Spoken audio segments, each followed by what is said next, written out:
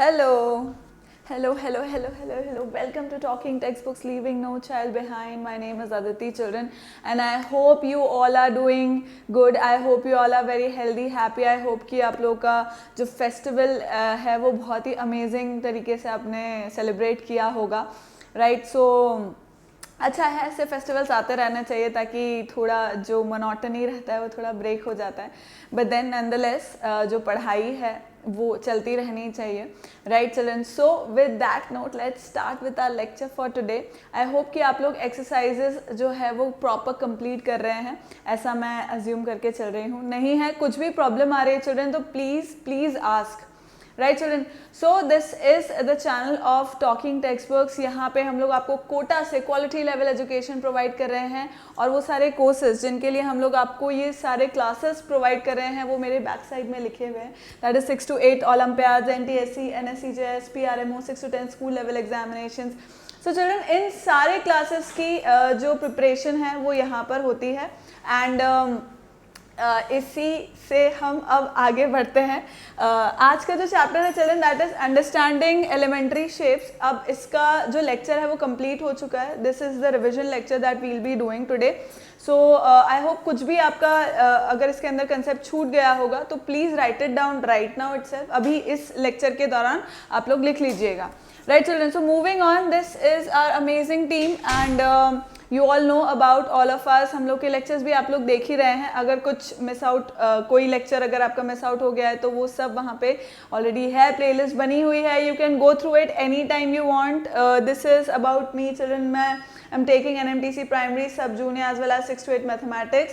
Again playlist is there children, you can go through it anytime. This is our telegram channel. So telegram channel में different classes के लिए different channels है, आपको अपनी class के according join करना है. So like this lecture is for class 6th. So what you'll be joining is TTB 06. And why am I asking you to join telegram is so that none of your like information will be missed regarding lectures, any information regarding the lecture or the commencement of the lecture. तो आपको सारा information एकदम मिलता रहेगा time to time क्योंकि notifications आते रहेंगे, right? Notification आते रहेंगे तो आपको ध्यान आता रहेगा, वो बेल बजती रहेगी तो फिर आपको पता लग जाएगा अब नेक्स्ट पीरियड, अब नेक्स्ट पीरियड, अब नेक्स्ट पीरियड आने वाला है. पहले फिजिक्स का, केमिस्ट्री, मैथ्स, बायो, ये सारी इन्फॉर्मेशन आपको मिलती रहेगी. क्लियर है children? That is why we ask you to join Telegram. Also it is free, so I don't think there is any problem regarding that. This is a website children, talkingtextbooks.in. यहाँ पे आपको जो packages हैं हम लोग के वो दिख जाएंगे. So this is the complete package which is for 6,300 and this is the second package which will be for 2,450 and ये जो prices है these are after applying my code AV Live. So AV Live code आप use करो, आपको 30% का discount मिल जाएगा and ये जो पैकेजेस हैं वो आपके हो जाएंगे, right children? So this is the complete package जिसमें आपको स्टडी मटेरियल और टेस्ट सीरीज दोनों मिल रहे हैं, बाकी सब चीज़ें इंक्लूडेड हैं. एंड अदर देन दैट जो सेकंड पैकेज है that is just for the test series. Means if you do not require the study material तो you can opt for this test series package, right? तो आपका analysis हो जाएगा, जो भी information जो भी आप पढ़ रहे हैं you will be able to test your knowledge, right? So test thy knowledge, right? So this is it children. Again जो लेक्चर्स हैं और जो बाई वीकली क्विजेज हैं these are for free, right? You can attend it any time. मतलब वो तो वैसे भी आप like other than that you will be getting it anyways, right? So you can you can start giving the bi-weekly quizzes because they are of Olympiad level children. So you will be able to understand कि daily routine में जो भी आप पढ़ रहे हैं वो सब आपको प्रॉपर समझ में आ रहा है. स्टिल कुछ भी आपकी क्वेरीज आती है कि कैसे टेस्ट पेपर अटेम्प्ट करना है, किस तरह से बाई वीकली क्विजेज देने हैं, where you going to find them, all these things you can call on this number children. All of your queries would be handled on this number 9549041111. Clear है children? So please call on this number. Moving on, जो हमारा ritual है उसे हम complete करते हैं and then we'll start with the revision for today. Clear?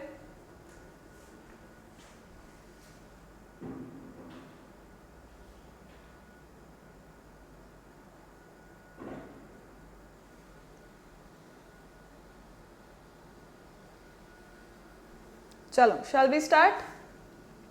So lecture 1 was about introduction, comparing line segments, line measurements, angle measurements and so on. We start with that. इसके prerequisite क्या थे कि ये point, line, line segment, angles, ये सब हमने कहाँ पढ़ा है चिल्ड्रन? इससे पहले वाले अंडरस्टैंडिंग, जो बहुत ही बेसिक ज्योमेट्रिकल शेप्स थे, राइट? इससे पहले वाला जो चैप्टर था बेसिक ज्योमेट्रिकल शेप्स, उसमें हमने पॉइंट क्या होता है, उससे लाइन बनती है, लाइन सेगमेंट बनती है, पैरेलल लाइंस होती है, ये सब चीज़ें हम उस चैप्टर में पढ़ चुके हैं, राइट? तो वो चैप्टर हमें थोड़ा अच्छे से आना चाहिए, वो चैप्टर हमारा पढ़ा हुआ होना चाहिए, तो हम इस चैप्टर को बहुत ही बेहतर तरीके से अंडरस्टैंड कर पाएंगे। Clear children? And after doing this we will be able to understand the line segment, congruent line segments, comparison, how do we like measure a line and all these things, right? तो line को किस तरह major कर सकते हैं, angle को किस तरह मेजर कर सकते हैं, ये सब चीज़ें हमने इस लेक्चर में पढ़ी थी, ठीक है? सो मूविंग ऑन चिल्ड्रन, इंट्रोडक्शन था कि भाई what are we basically going to study in this is we have learned about points, line, planes, rays, angles, etc.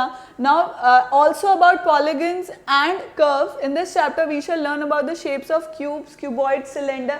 मतलब basically जो solid shapes आप लोग अपने आसपास देखते हैं उनका properties चिल्ड्रन, राइट? उनका क्या यूज़ है, उनकी प्रॉपर्टीज़ एक तो, और उस प्रॉपर्टी के अकॉर्डिंग उनका क्या यूज़ है, वो हम लोग इस चैप्टर के अंदर पढ़ने वाले थे। मतलब ये सब चीज़ें, ये सब शेप्स जो हैं वो आप अपने जीवन में, like in your life, you see it around yourself, in your environment and all these things. Clear children? So these are few shapes which are drawn in a very good drawing, although I hope this is visible to you all. Clear? So let's move on. So starting with line segment, congruent segments and angles. So what does it says? अब इसमें एक important note क्या कहते हैं, देखो सबसे पहले line segment। अब line segment होता क्या है? It is a part of line, first thing, right? It is a part of line and has a specific measurement. ये भी हम जानते हैं, ठीक है? उसका कुछ specific measurement होता है। It has two end points, दो end points होंगे जब भी उसका एक specific measurement होगा। क्लियर? बात मानते हो, राइट? अब उस पे बेस वो कुछ चीज़ें बता रहे हैं। वो क्या बोल रहे हैं? Two distinct points in a plane determine one and only one line segment. मतलब एक प्लेन के ऊपर अगर आप दो पॉइंट बना देते हो तो उन दोनों पॉइंट को कनेक्ट करने वाली, उन दोनों पॉइंट को कनेक्ट करने वाली सिर्फ एक ही लाइन बनेगी, ठीक है? समझ गए? एक प्लेन में दो पॉइंट बनाए, कहीं पे भी बना लो भाई, कोई दिक्कत नहीं है। तो उन दोनों पॉइंट्स को कनेक्ट करने वाली सिर्फ एक ही लाइन होगी, right? So two distant points in a plane determine one and only one line segment. सिर्फ एक ही एक लाइन सेगमेंट से वो दोनों कनेक्ट, ऑल्दो उनसे पास होते हुए आप लोग इनफाइनाइट लाइंस बना सकते हो उन दोनों पॉइंट से अलग अलग, पर उन दोनों को कनेक्ट करने वाली there will be only one line segment connecting two points in a plane, right? Second point, a line segment is completely known if its end points are given.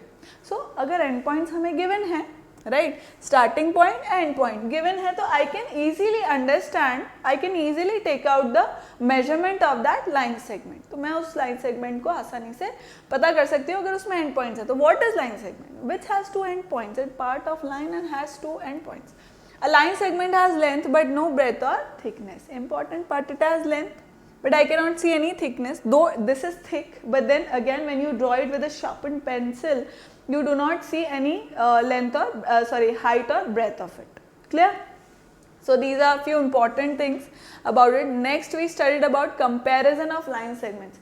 So how do we compare line segments? कि भाई line segment बना रखा है, उसको हम compare कैसे करेंगे? So just a second children, I am feeling cold, a bit cold, right? So comparison of line segment क्या है? इसके अंदर क्या होगा? How do we compare it? See, अब खाली देख करके just by observation I cannot find out whether two line segments are equal or not, right? मैंने यहाँ पे दो line segment बना दी, ठीक है? Now these look similar, these look equal. Just by observation, just by seeing, they look equal. But then this is not correct, children. Like there might be a difference of 0.5 centimeter, 0.25 centimeter, or 1 centimeter. We do not know, right? Or 0.75 centimeter. So there could be a difference, and one could be shorter, the other could be longer, right? So just by looking, I cannot find it out that these two are equal. Like I cannot compare them, that whether one is shorter and the other one is longer. I cannot do that, right children? So I need a measuring tool to measure or compare that whether these two are equal or not. So what am I going to do? See, comparison by divider or compass. So this was one method. One method was by divider or compass, second was by the ruler, right? So what are we going to do in this is, children, we take this divider, right? We take this divider or pair of compass, and then what do?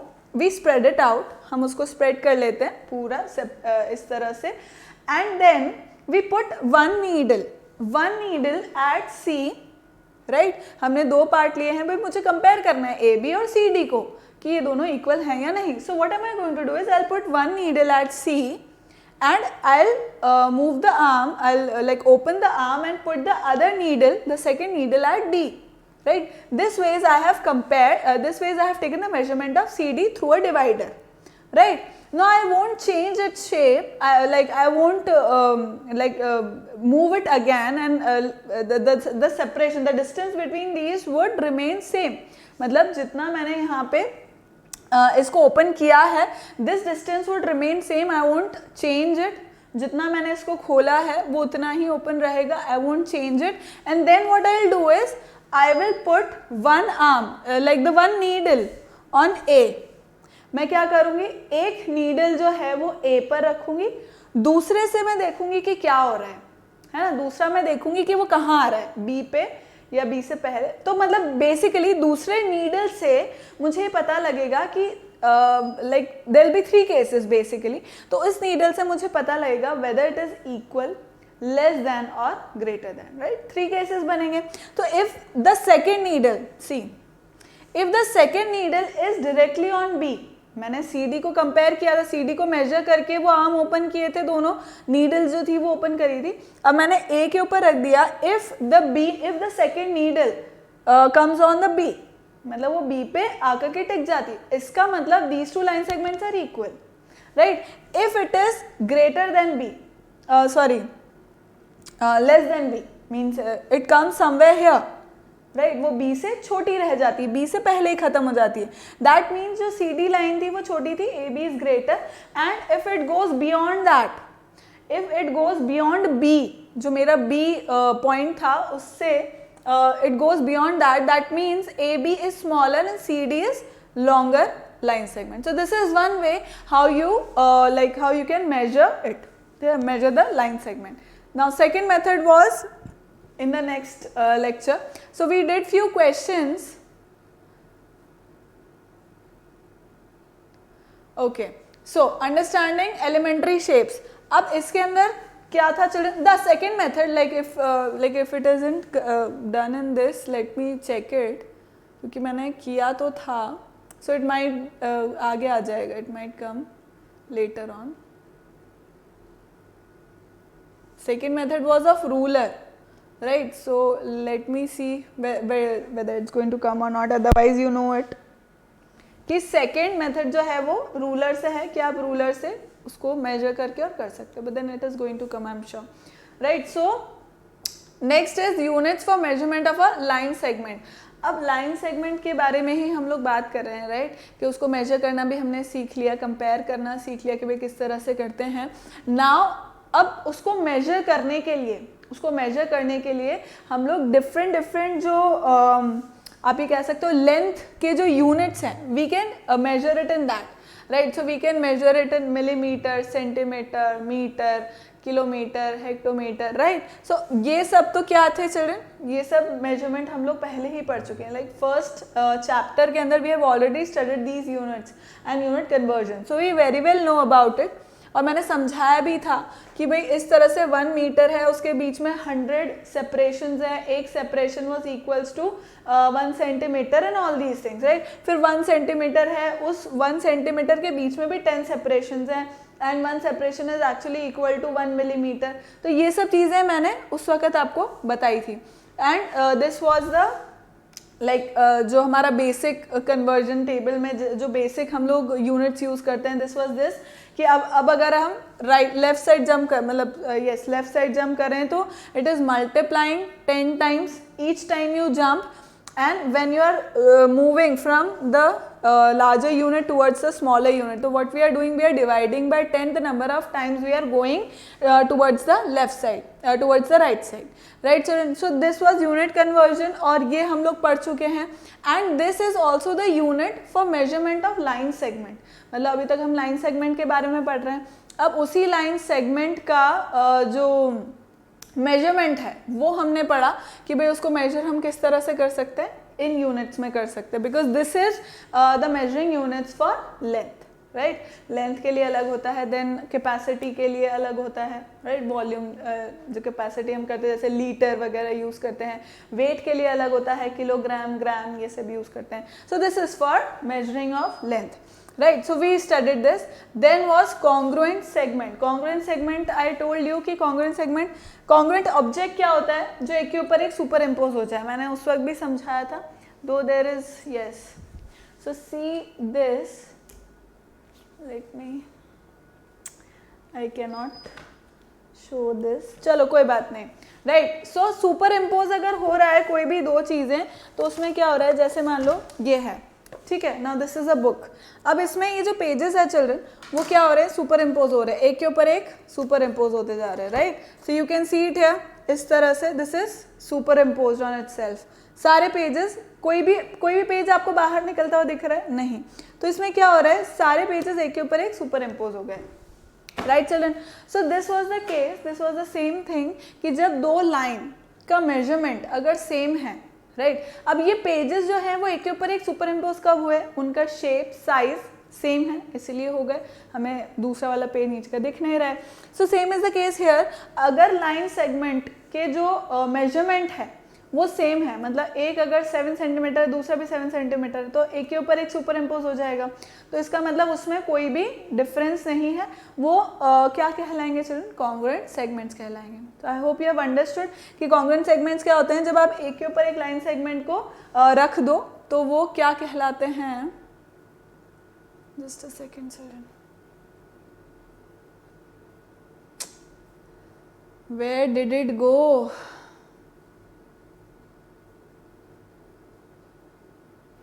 Here, ठीक है. तो this was line segment, ठीक है, congruent line segment जब दोनों का measurement same है. भाई शेप तो सेम है क्योंकि दोनों लाइन है, दोनों लाइन सेगमेंट है, सेम क्या होना है और उनका जो मेजरमेंट है वो. Clear? So this was the second method कि measurement of a length of line segment, मतलब किस तरह से हम लोग, अच्छा दैट वॉज कंपेरिजन. मतलब वो कंपेरिजन था कि अगर मुझे कंपेयर करना है विदाउट नोइंग द लेंथ, जब मुझे लेंथ उसकी पता नहीं है कि भाई लेंथ क्या है और तब मुझे मेजर करना है, तो मैं डिवाइडर से करके कर सकती हूँ. So that was just about comparison, but then that can be used for measuring as well, right? So measurement के लिए एक तो था रूलर केस से. So what you are going to do is, जो भी आपने लाइन सेगमेंट बनाई, ठीक है, उसके स्टार्टिंग पॉइंट को जैसे ए बी ये एक लाइन सेगमेंट बना है, तो उसका जो स्टार्टिंग पॉइंट है वो आप कहाँ रखोगे चिल्ड्रन, अंडर जीरो. मतलब जीरो को जो है वो आप ए पॉइंट पर या स्टार्टिंग पॉइंट पर, जो स्टार्ट पॉइंट है, स्टार्ट एंड है, मतलब स्टार्ट एंड नहीं वाला फिक्स्ड एंड जो है वहाँ पर रख लोगे. और फिर वो जहाँ पर भी एंड हो रहा है, वो जिस जगह पर भी एंड हो रहा है, यू कैन मेजर दैट. सो 4 से 5 के बीच में देर आर 10 सेपरेट, मतलब 10 लाइन्स हैं, तो आप उसको काउंट कर लो. 1 2 3 4 5 6 7 8 9 एंड 10, राइट? सो 10 सेपरेशंस होंगे उसके अंदर. 4 से 5 के बीच में 10 सेपरेशंस हैं. आप देख लो कि वो बी पॉइंट जो है वो कहाँ आ रहा है, उसको नोट डाउन कर लो. So this says 5 centimetre. Clear? Next was using a divider और कंपास. जैसा कि मैंने पहले भी बताया था, डिवाइडर और कंपास के थ्रू कि भाई आप इसको ओपन कर लो. जैसे ए बी को मुझे मेजर करना है, ठीक है, ए बी लाइन को मुझे, लाइन सेगमेंट को मुझे मेजर करना है. आई ओपन इट, जो मेरा कंपास था उसको मैंने ओपन किया. पेन या जो नीडल वाला पार्ट है उसको आप एक साइड रख लो, दूसरे वाले को ओपन करके मेजर कर लो. And then put it on the scale. जो 0 पॉइंट है वो एक नीडल को 0 पॉइंट के ऊपर रखो, दूसरा अपने आप मुझे वो मेजरमेंट बता देगा. क्लियर है? This is what we do, this is what we have been doing, right? So this is one thing. Next was angles. Then we studied about angles. अब एंगल्स के अंदर क्या है children, magnitude of an angle is actually जो inclination है ना, या जितना रोटेशन है. जैसे मान लो यहाँ से इस रे का, दो रेस का कॉमन पॉइंट होगा जब भी एक वर्टेक्स पे मीट कर रही होंगी, तभी वो क्या करेंगी, एक रे दूसरे पे कितना इंक्लिनेशन बना रही है, कितना रोटेशन हो रहा है, that measurement, that magnitude is known as, that measurement is known as magnitude of an angle, it is measured in degrees, ये भी हम जानते थे. Then a circle is divided into 360 equal parts and one of the 360 parts are 1 by 360 as a unit. तो एक part क्या कहलाएगा, 1 by 360 और a unit, and इसका जो symbol था this was like this and it is measured in degrees. तो ये basic चीज़ें भी हम लोग जानते हैं. Next was congruent angles. Congruent angles का मतलब क्या हुआ, again जो सुपर इम्पोज कर पाए चिल्ड्रन, सुपर इम्पोज क्या कर पाएंगे, जिनका मेजरमेंट सेम होगा. ऐसे एंगल्स, ऐसे पेयर ऑफ एंगल्स जिनका मेजरमेंट सेम है वो क्या कहलाएंगे, those will be known as congruent angles. मतलब ये 45 है, ये 45 है, तो सेम हो गए, कॉन्ग्रुएंट एंगल्स हो गए. Clear. So this was equal angles are congruent angles basically. So this is known as what, congruent angles. Then kinds of angles, different kinds of angles were an angle which measures greater than 0 and less than 90 degrees called an acute angle. उसको हम क्या बोल रहे थे, acute angle बोल रहे थे. मतलब 0 से 90 के बीच में, 0 से 90 के बीच में अगर कोई एंगल आ रहा है तो उसको acute बोलेंगे. अगर पर्टिकुलरली सिर्फ 90 डिग्री आ रहा है तो उसको राइट एंगल बोलेंगे. अगर 90 डिग्री से 180 डिग्री के बीच में कोई एंगल आ रहा है तो उसको ऑब्ट्यूस एंगल बोलेंगे. एंड अगर स्ट्रेट एंगल है, स्ट्रेट एंगल है मतलब एक कॉमन वर्टेक्स है, जो नॉन कॉमन आर्म्स है, those are absolutely opposite to each other, those form like those rays form a line, एक लाइन बना लेंगे वो, और लाइन का जो एंगल होता है वो कितना होता है, 180 डिग्री. ठीक है, स्ट्रेट लाइन का एंगल इज 180 डिग्री. या इसको हम क्या बोलते हैं, जैसे पेयर ऑफ एंगल्स जब पढ़ेंगे तभी बता देंगे. सो 180 degree is called a straight angle. Then an angle which measures greater than 180 degree. तो अब 180 डिग्री से 360 डिग्री के बीच में, 180 डिग्री से 360 डिग्री के बीच में हम उसको क्या बोलते हैं, रिफ्लेक्स एंगल. देन 360 डिग्री अगर होगा तो क्या होगा, complete angle which is for a circle. Circle का जो एंगल होता है वो कितना होता है, 360 degree. And an angle which measure 0 degree, मतलब दो रेज हैं वो एक के ऊपर एक ही रखी हुई है अगर, राइट, तो उसमें क्या है, 0 डिग्री एंगल बन रहा है. क्लियर. एंड ये एक अपने इमेज यहाँ पे ड्रॉ करी रखी है, right. So next is questions which we did. Next was lecture 2 and in this we studied about perpendicular lines, polygons, triangles, quadrilateral, इन सब चीज़ों के बारे में हमने पढ़ा था इसमें. So just a second children, let me drink water.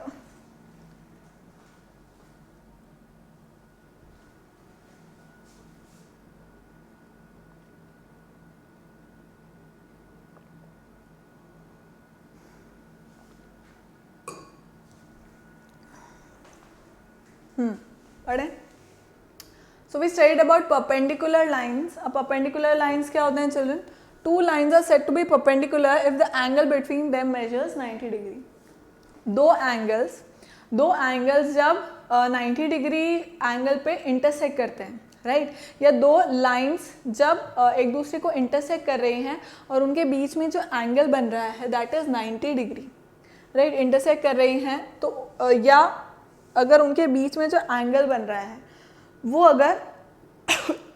अगर 90 डिग्री है तो those are known as perpendicular lines. उनको हम क्या बोलेंगे, परपेंडिकुलर लाइंस बोलेंगे. जब भी दो लाइंस के बीच में अगर 90 डिग्री का एंगल बन रहा है तो उनको बोला जाएगा 90 डिग्री एंगल्स, मतलब परपेंडिकुलर लाइंस. ठीक है. अब परपेंडिकुलर बाइसेक्टर्स क्या बोलते हैं, a line perpendicular to the given line segment as well as bisected is called as perpendicular bisector. अब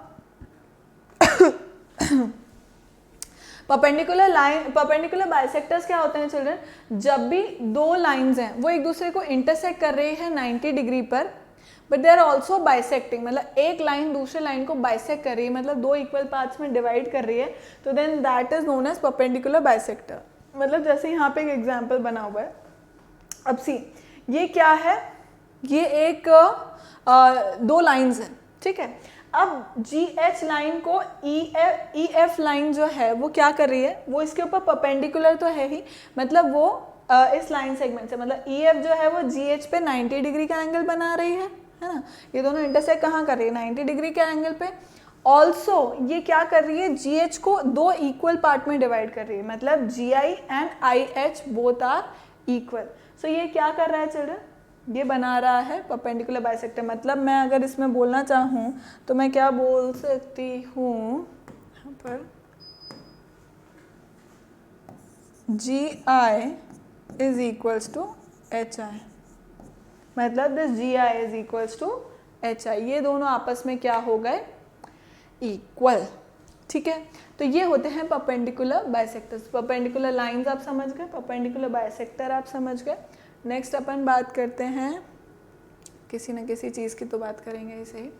नेक्स्ट आ पॉलीगन्स। अब पॉलीगन्स हमने पिछले जो चैप्टर था उसके अंदर भी पढ़ा था, पर अभी फिर हम पढ़ेंगे क्योंकि it is very very important, right, it is very very important for us. So polygons basically क्या होते हैं चिल्ड्रन, क्लोज फिगर्स होती हैं which are close by line segments, मतलब वो क्लोज किससे होती है, लाइन सेगमेंट से क्लोज होती है। अब see a polygon is a plane closed figure made up of line segments, close figure है which is made up of line segments, clear. अब इसके अंदर क्या हो रहा है, मिनिमम आपको एक क्लोज फिगर बनाने के लिए of line segments you require 3 lines, right. Minimum आपको एक पॉलीगन, एक क्लोज पॉलीगन बनाने के लिए आपको मिनिमम 3 लाइन सेगमेंट की जरूरत होती है, राइट। सो वो 3 लाइन सेगमेंट वाला जो पॉलीगन होता है उसको अपन क्या बोलते हैं, we call it as triangle.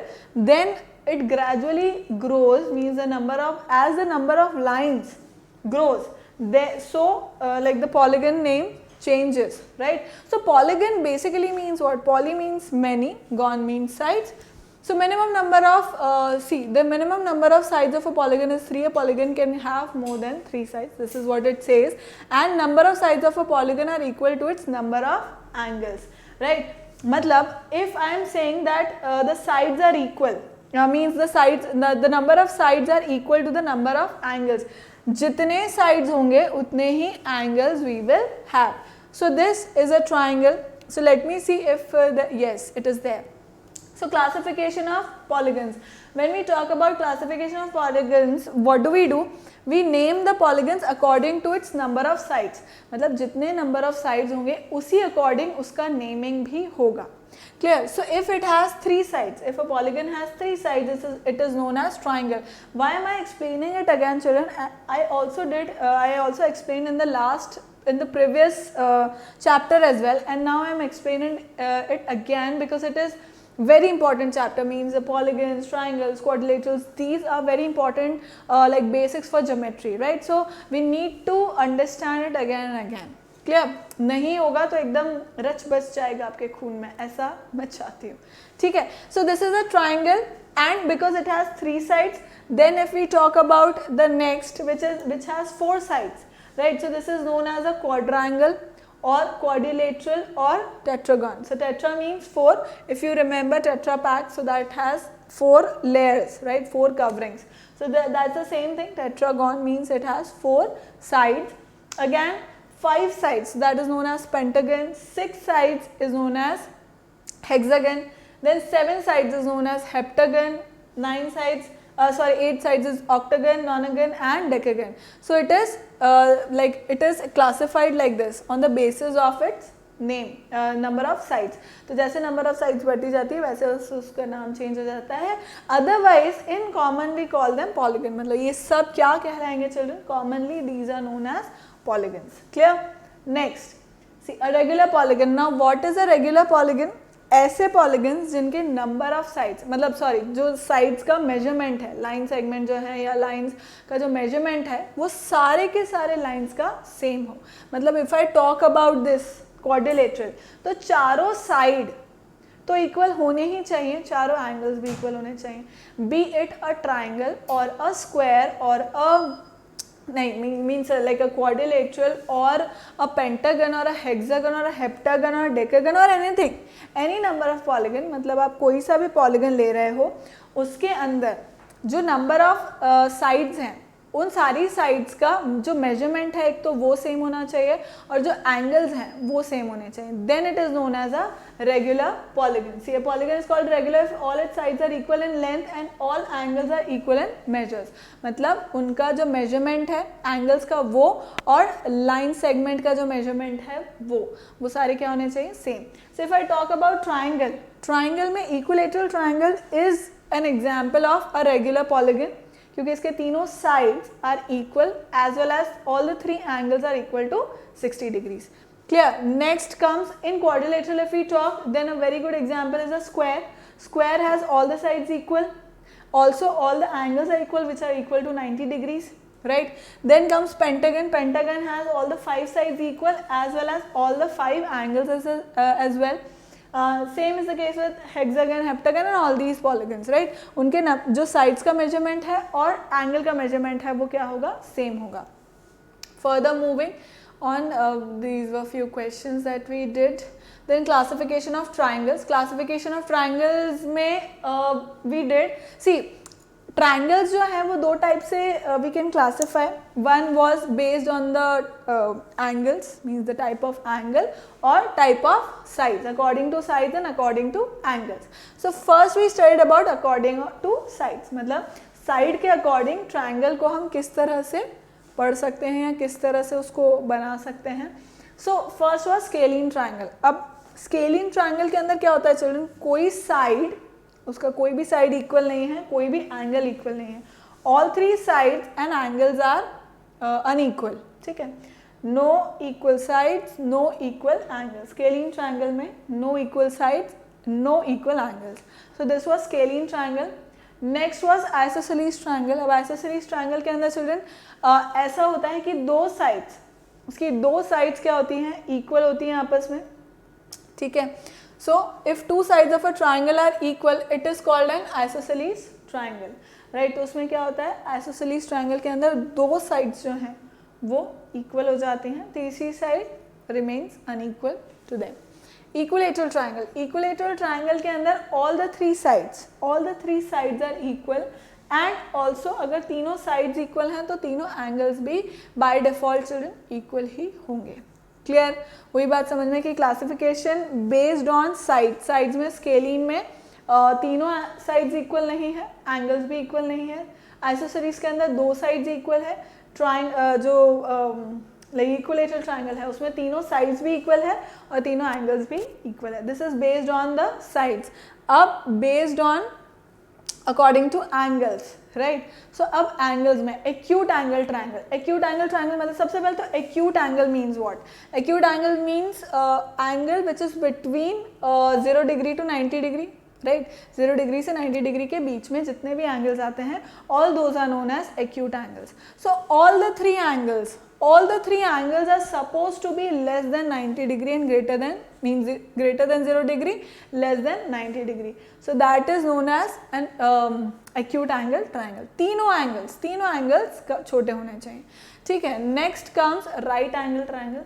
Right angle triangle के अंदर क्या हो रहा है चिल्ड्रन, उसके अंदर one angle is supposed to be 90 degree. मतलब एक एंगल जो है वो 90 डिग्री का होना ही चाहिए. दो एंगल 90 डिग्री के नहीं हो सकते. दो एंगल 90 डिग्री के होंगे, टोटल 180 डिग्री कंप्लीट हो जाएगा, जो कि एक ट्रायंगल के एंगल्स का सम होता है. ठीक है. So what are we going to say is that one angle should be 90 degree. Right? बाकी के दोनों एंगल्स क्या होने चाहिए, एक्यूट होने चाहिए. It is necessary the other two angles should be acute. Clear? Next is obtuse angle triangle. Obtuse angle triangle में एक एंगल, कोई भी एक angle should be greater than 90 degree, less than, मतलब ऑब्ट्यूस एंगल क्या होता है, what is obtuse angle, N angle which is greater then, let me come this side, N angle which is greater then 90 degree and less than 180 degree. Right?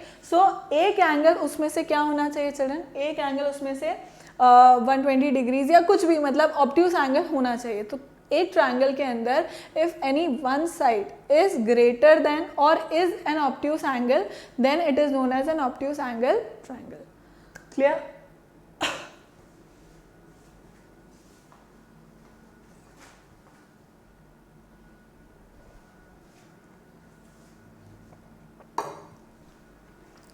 Next So relationship or relation between sides and angles of a triangle. The angles of a scalene triangle are unequal. ये मैंने पहले ही बता दिया कि scalene triangle के जो angles होते हैं तीनों unequal होते हैं, क्योंकि sides unequal हैं, angles भी unequal होंगे बाय डिफ़ॉल्ट ही ऐसा है. और आप खुद भी चेक करना चाहो तो मैंने कहा था कि यू कैन कट न्यूज़पेपर्स, आप स्केल लेकर के डिफरेंट साइज़ के शेप्स के you can cut triangles, you can see if they are superimposing और नॉट. अगर अलग अलग साइड्स के ले रहे हो तो just like take a compass as well और take a protractor and then understand कि उसका एंगल कितना आ रहा है. All the three angles are unequal और equal. You can do all these experiments at your home. Then in an isosceles triangle two angles are equal. अब isosceles triangle में मैंने क्या बोला था कि जो भी हम एंगल ले रहे हैं, जो भी हम ट्राइंगल ले रहे हैं उसमें दो साइड्स इक्वल हैं, तो उन दो साइड्स के ऑपोजिट वाले जो एंगल्स होंगे, उन दो इक्वल साइड्स के ऑपोजिट एंगल्स जो होंगे वो इक्वल होंगे, right. Then all the angles of an equilateral triangle are equal. ये भी मैंने बता दिया था कि इक्विलेटरल ट्राइंगल में अगर तीनों साइड्स इक्वल हैं तो उनके एंगल्स भी इक्वल होंगे and will be equal to 60 degrees. If two angles of a triangle are equal, then the sides opposite to them are also equal. ये भी मैंने बता दिया था कि भाई जो दो sides, अगर कोई भी एक triangle लिया हमने, एक triangle के अंदर अगर also this is a property जो मैं आगे भी मैंने बताऊंगी सही. So in a triangle if two angles are equal, एक triangle के अंदर अगर दो angles equal हैं तो उनके आमने सामने उनके जो opposite sides हैं, उन इक्वल एंगल्स की जो ऑपोजिट साइड्स हैं वो भी आपस में क्या हो जाएंगी, इक्वल हो जाएंगी, right. Next was all a right angle triangle with two sides equal is called an isosceles right angle triangle. ये भी मैंने बता दिया था कि भाई आप अगर एक ट्राइंगल ले रहे हो जिसका एक angle 90 degree, so it becomes a right angle triangle. ये समझा दिया था मैंने. ऑल्सो अदर देन हाइपोटेन्यूज को छोड़ करके बेस और हाइट जो है अगर वो आपस में बराबर है, then this is known as an isosceles right angle triangle. ठीक है, इतना हम समझ गए थे. Next was classification of quadrilateral. अब क्वाड्रिलेटरल हमने पढ़ा था कि भाई 4 साइड्स होती हैं, इसकी 4 साइड्स होंगी तो 4 एंगल्स भी होंगे और डायगोनल्स कितने होंगे, 2 होंगे. सो डायगोनल्स ये सब भी हमने समझ ही लिया था. देन नेक्स्ट वाज, अब ये जो प्रॉपर्टीज थी this wasn't in your syllabus, तो मैंने कहा था कि आप सिंपल सिर्फ ये भी उतार लोगे तो भी चलेगा. This was just extra knowledge for you, मतलब ये आपका मन है, आपकी इच्छा के अकॉर्डिंग आप करना चाहो तो, otherwise this is what was necessary. So parallelogram kind of quadrilateral जिसके 4 साइड्स होते हैं, तो उसका क्या बेसिक उसके अंदर क्या है कि भाई opposite sides are parallel. Opposite sides क्या हैं, parallel as well as equal. Then उसी का ही एक टाइप है rectangle. Rectangle is also a parallelogram with all angles right angles. Rectangle के अंदर क्या है, वो एक पैरेललोग्राम है और उसके जो चारों एंगल्स हैं, देखो अगर वो पैरेललोग्राम है तो उसके आमने सामने वाले साइड्स क्या हुए, पैरेलल तो हुए इसी. ऑल्सो चारों एंगल्स 90 डिग्री के होंगे. रोम्बस के अंदर parallelogram with all 4 sides equal, चारों साइड उसके अंदर इक्वल है, एंगल्स का कुछ भी नहीं कह रखा है. Then is square, rhombus with all angles right angles. अब square is a special type of rhombus जिसमें चारों साइड इक्वल तो होगी ही सही, जो रोम्बस की प्रॉपर्टी है, बट उसके चारों एंगल्स भी इक्वल होंगे which is equal to 90 degree. So square is a special type of rhombus and special type of rectangle. So I can say that all squares are rhombuses and rectangles, but all rectangle is not square, all rhombus is not square, right? So ये basic clear हुआ. Then was kite. Kite के अंदर क्या है, there are 2 pair of adjacent sides which are equal. Clear? So this was this trapezium. Trapezium में सिर्फ एक ही pair होगा opposite sides का which will be parallel. These would be known as non-parallel sides. अगर ये equal हो जाती हैं तो that is known as isosceles trapezium या trapezoid. Otherwise इसको normal trapezium बोलते हैं. Right, so this was general ऐसे ही था. अब ये क्वेश्चन हमने किए थे कुछ. Then in lecture 3 we studied about perpendicular lines, polygons. अच्छा, वी स्टडीड, इसको मैंने चेंज कर दिया था children, which I again change it. Clear? So this is what we studied. इसके अंदर हमने बेसिकली सॉलिड फिगर्स जो थे, cuboids and all these things, इसके बारे में we studied. Right, so we studied about solid figures. अब इस सॉलिड फिगर्स में see a close figure which lies in more than one plane. Right. ऐसा figure which lies in more than one plane is known as a 3D figure. मतलब 3D figure होगा ये और इसके 3 dimensions होंगे. Basically it has 3 dimensions, that is length, breadth and height. Right. अभी तक हम 2 डायमेंशन की ही बातें कर रहे थे. Right. We were talking about triangle, rectangle, we were talking about circle. Right. तो ये सब में क्या था चिल्ड्रन, ये सिर्फ 2D प्लेन में थे, एक्स और वाई एक्सेस. राइट. बट अब हम जब बात कर रहे हैं तो इसमें 3D है, that is length, breadth and height. 3 dimension की बात हो रही है. So these are known as have 3 dimensions, that is length, breadth and height, are called solid figures. अब ये कुछ एग्जाम्पल्स है सॉलिड फिगर्स के, जैसे आप like if you see around you, you can see a table, right, you can see a pencil box or a football, basketball, or you can see a Rubik's cube, right. So ये सब हम लोग अपने आसपास जो देखते हैं, these are all solids, right. जो कहीं ना कहीं, जो आइसक्रीम कोन है, right, so सिलेंडर है, पाइप जो हम देखते हैं, so all these are what, ये सब क्या है, these are all solid figures. अब इसके अंदर faces, edges and vertices of a solid figure. अब इसके अंदर क्या हो रहा है चिल्ड्रन, फेसेस जो सरफेस है, these are known as faces.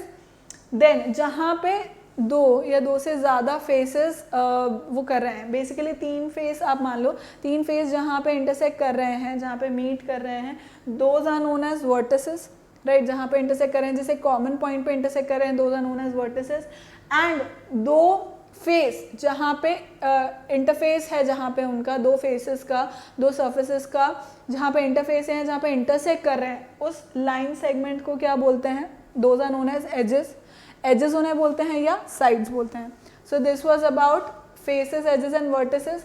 Then we talked about types of solid, that is prism. अब solid whose base and top are identical polygons and side faces are rectangle. So what are prism children? Prism ऐसे होते हैं जहाँ पे opposite faces, जो opposite faces होंगे वो same polygon होगा. That could be anything, say triangle, rectangle, pentagon, hexagon, whatever. But जो adjacent sides हैं, जो adjacent sides हैं children, वो क्या होंगे? That will be rectangle only. ठीक है. तो जैसे ये ट्राइंगुलर प्रिज्म है, ट्राइंगुलर प्रिज्म म्हणजे इसके जो ऑपोजिट जो साइड्स हैं, ऑपोजिट जो सर्फेसेस हैं, वो क्या हैं, वो ट्राइंगल हैं, those are same polygons. But जो एडजेसेंट साइड्स हैं, यानी कि जो साइड वाले साइड्स हैं, those are what, these are like rectangles. ठीक है. Next is pyramid. अब पिरामिड क्या है children, a solid whose base is any polygon and side faces are triangles. जिसका बेस तो क्या होगा, कोई भी पॉलीगन हो सकता है. ऐसे सॉलिड्स जिनका बेस कोई भी polygon, could be any polygon, but the adjacent faces जो हैं, एडजेसेंट फेसेस जो भी हैं उसके, वो सब ट्राइंगल्स की ही फॉर्म में होंगे. सो इसका नेमिंग किस पे डिपेंड करता है चिल्ड्रन, जो इसका बेस पॉलीगन है उस पर. So if this is the base polygon, इसका स्क्वायर है तो ये स्क्वायर पिरामिड कहलाएगा. अगर इसका बेस पॉलीगन ट्राइंगल है तो ट्राइंगुलर पिरामिड. इसका हेक्सागन है तो हेक्सागोनल पिरामिड. ठीक है. तो इस तरह से इसके नेमिंग हो जाती है. Next is all the side faces of a pyramid, triangular, rectangle, square, pentagon etcetera triangular. ये मैंने बता ही दिया. उसके बारे में यही लिखा हुआ था कि भाई बेस कुछ भी पॉलीगन का हो सकता है, sides would be triangular. A pyramid is named according to the shape of its non-triangular face. जो नॉन ट्राइंगुलर फेस है, मतलब जो उसका बेस सरफेस है, उसके अकॉर्डिंग उसका नेमिंग होगा. If all the faces are triangle, मतलब चारों फेस अगर ट्राइंगल ही हो गए, तो it will be known as tetrahedron. Right. It will be known as triangular pyramid और टेट्राहेड्रॉन. ट्राइंगुलर पिरामिड मतलब तो समझ ही गए, बेस के अकॉर्डिंग है. Right. So this is it. Then is cuboid. अब क्यूबॉइड के जो फेसेस हैं वो सब फेसेस, एजेस, वर्टिसेस, ये सब बता रखे हैं. So it has 6 rectangular faces. You can C a box, a pencil box आप देखोगे, उसमें आपको दिख जाएगा कि किस तरह से उसके जो 6 फेसेस हैं, एजेस कितनी हैं, ये सब you can counted by yourself. Right. कोई भी एक बॉक्स ले लो, जो क्यूबॉइड लाइक क्यूबिकल बॉक्स है. राइट. And cube. अब क्यूब आप कहाँ देखते हो, जो डाइस होता है, that is known as a cube. वो एक अच्छा क्यूब का एग्जाम्पल है.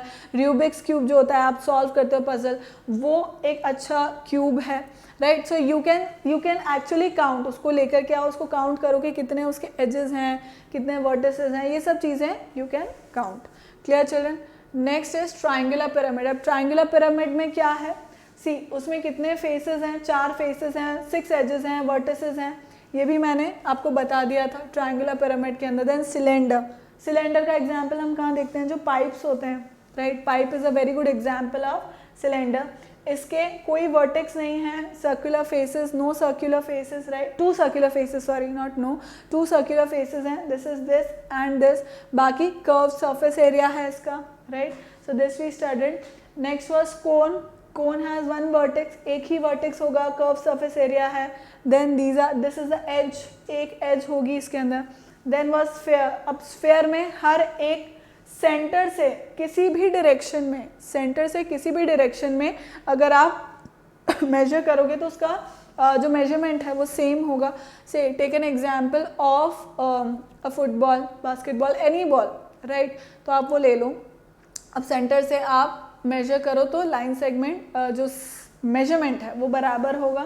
So this was it, these are few properties, मतलब उसके कितने एजेस वगैरह हैं कि टैबुलर फॉर्म में है।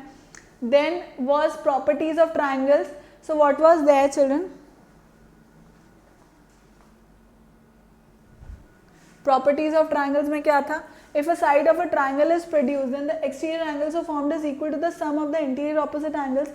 मतलब अगर यहाँ पे मैं साइड को एक्सटेंड कर रही हूँ तो जो एंगल यहाँ पे बन रहा है, जो एक्सटीरियर एंगल यहाँ पे बन रहा है, that will be equal to the sum of the interior opposite angles, right, इन दोनों का सम अगर मैं यहाँ पे एक्सटेंड कर रही हूँ तो इसका ये बराबर होगा किसके, इन दोनों एंगल्स के बराबर होगा, ये हमने देख लिया था।